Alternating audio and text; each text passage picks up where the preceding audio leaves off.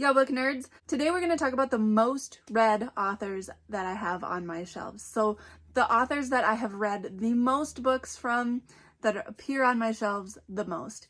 I have to admit that I stole this idea from Books with Emily Fox. I first saw this idea on her channel, so I want to give her credit. So in her video, she took a look at the authors that recur on her shelves the most and was discussing if they reflected her current taste, if they were her favorites or not, if they really were her favorite authors or not. And so I thought it'd be really fun to do the same. Because my tastes have changed a lot as I've gotten older, especially after undergrad. I have shifted to reading a lot more classics, and I don't repeat authors as much as I used to. So I'm gonna tell you right now, I was not surprised that most of these authors are not my favorites, but let's talk about it. Let's see. I have pulled books off my shelves for the 15 authors that recur on my shelves the most. So we'll start with 15 and work our way to the most prevalent author on my shelves. So actually for slots 9 through 15, we have a 7-way tie actually. So that's why I ended up going with 15, because I had 7 authors that all have 4 books on my shelves. So in no particular order, here are the 7. We have A.A. Milne, who is the author of the Winnie the Pooh series. I read this last year. I would not consider A.A. Milne to be one of my favorite top authors, but I did enjoy him. It brought me back to my childhood when I read it. We have J.R.R. Tolkien and The Hobbit. I am going to count The Lord of the Rings as 3 books because why not? I just am, so don't come at me. But if we count all those, we'll have J.R.R. Tolkien 4 times on my shelf with The Hobbit and The Lord of the Rings series. So I would consider J.R.R. Tolkien one of my top authors. His story is timeless for a reason. It is well loved for a reason. It is a wonderful, wonderful fantasy epic story. I loved it. We have Mark Twain. I've read The Adventures of Tom Sawyer and Huckleberry Finn, and I have a couple other collections of short stories of his on my shelves, but these are the more well-known stories of his that I have read. I wouldn't consider Mark Twain to be a favorite. I think I have an appreciation for his works, but I wouldn't consider him a favorite of mine. Scott Westerfeld, the Uglies series is a series of 4 books, and I love this series. I read this when I was in middle school, and I have returned to it quite a few times. I don't even know how many times I've reread this series. I just always have enjoyed this series. And yes, I would consider this a favorite works.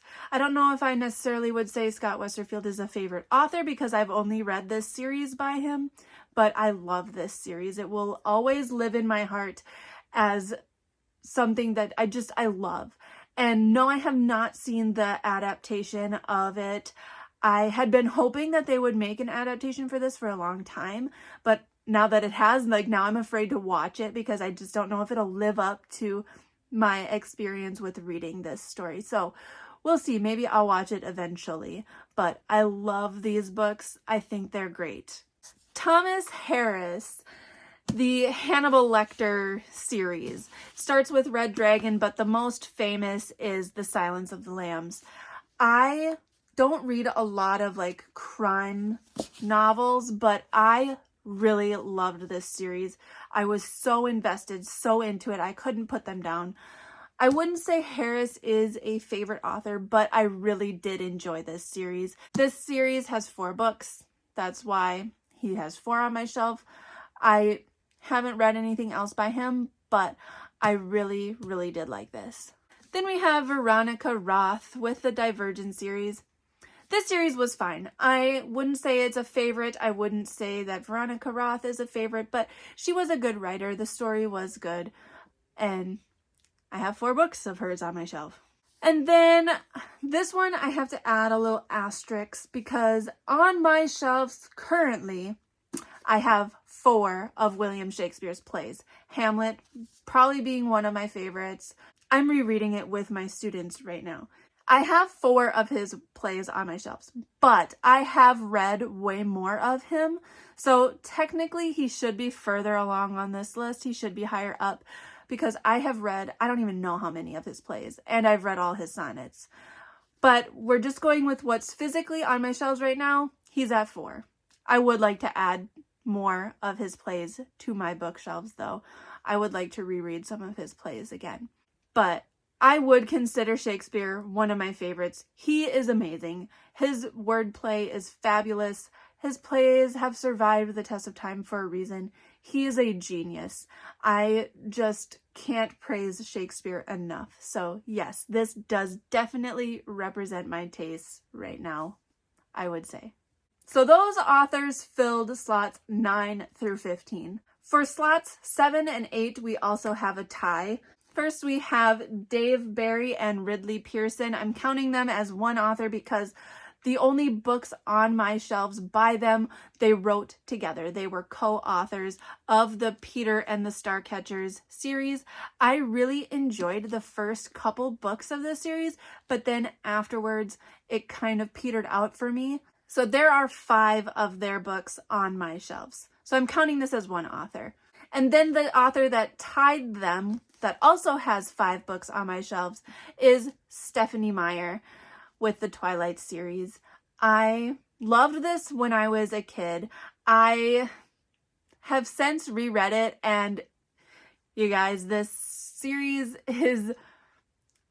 it's not healthy, and yet I still love it. I don't know why. It's like a guilty pleasure.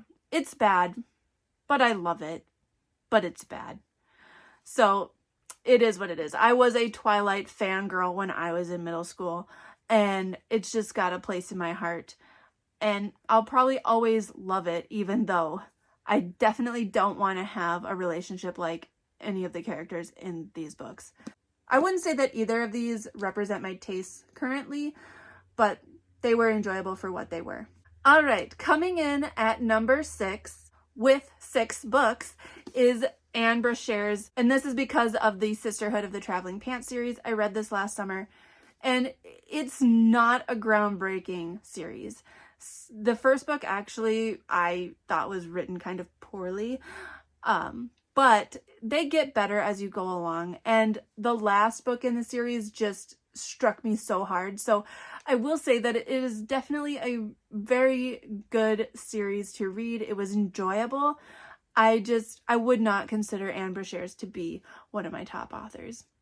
She's just a good author if you're looking for something light and fun. But because of that series, she has 6 books on my shelves. For slots 4 and 5, we have another tie. We have C.S. Lewis with the Chronicles of Narnia series. That is 7 books. I loved this series. It has a special place in my heart, but I wouldn't consider C.S. Lewis one of my top all-time authors. He's great. He's just not one of my all-time favorites. Maybe as a kid he was, but not anymore. And then also tied at 7 books is J.K. Rowling with the Harry Potter series. I've only read the Harry Potter books. I haven't read any more by her, so I've only read 7. And I would consider Harry Potter one of my all-time favorite series. I don't think I would consider J.K. Rowling as an all-time favorite author, just because, again, I haven't read anything outside of this series. Coming in at number 3, we have Margaret Peterson Haddix with 8 books. And all of these books I read when I was in middle school. I loved Margaret Peterson Haddix when I was in middle school. And I still love her to this day, even though I haven't read her in years. So definitely one of my top authors from when I was younger. No longer one of my top authors today, but she will always hold a special place in my heart because she helped form my love of books when I was a kid. Some of my favorites by her would be Running Out of Time, and then the Among the Hidden series, the Shadow Children series. These were great. I reread this so many times. I reread a couple of this series more than once, but I don't remember how many times. But I have 8 books of Margaret Peterson Haddix on my shelf, and they will stay there because I love them so much. Coming in at number 2 with 9 books on my shelves is Gordon Korman, the author of the On the Run series, and then he has a spin-off series called Kidnapped. So 9 books between the 2 series. I wouldn't call Gordon Korman a favorite. I really only read this series because I wanted to read the spin-off. I really liked the spin-off when I was a kid. These are middle grade books again. I thought the On the Run series was probably too long, but I really did like the Kidnapped trilogy. It was good. And I will keep these on my shelves again because these helped form my love of reading as a kid. Like, I just can't get rid of them, even though I probably won't ever reread them. They aren't going to be on my favorites list of my current favorites, but they were when I was a kid. I liked them. And then finally we have in the number 1 slot, the author that has the most books on my shelf, Ellen Hopkins, with 11 books on my shelves. I love Ellen Hopkins. Identical was the first book I ever read by her. It's probably still one of my favorites by her. And if not Identical, then I love Crank and Glass. These are part of a trilogy.